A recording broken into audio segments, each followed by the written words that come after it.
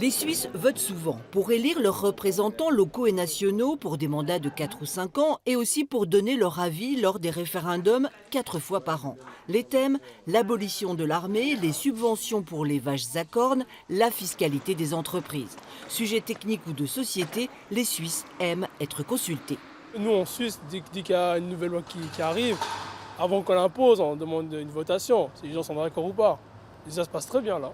On en a beaucoup et puis la plupart du temps c'est la droite qui passe, hein, donc c'est pas très équilibré après au niveau des résultats.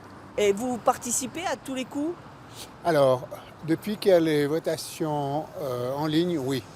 Le référendum, un outil plébiscité aussi par les partis politiques. Ainsi, ils occupent largement l'espace médiatique au risque du populisme.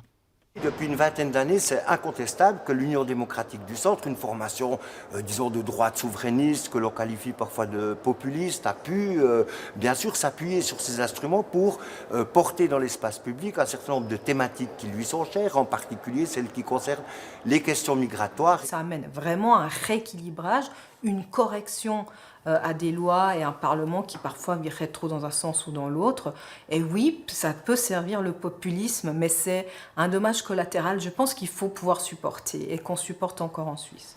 Lors d'un référendum, les Suisses ont voté pour la limitation du nombre de travailleurs étrangers en contradiction avec les accords de libre-échange que leur pays avait déjà signés avec la communauté européenne. On a sans aucun doute été mauvais en son temps pour donner les réponses à notre population.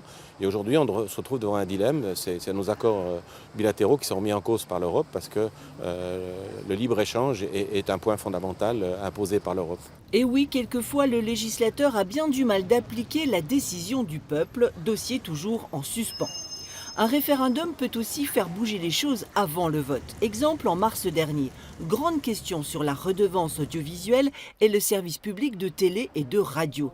Finalement, la RTS en sort confortée à plus de 70%.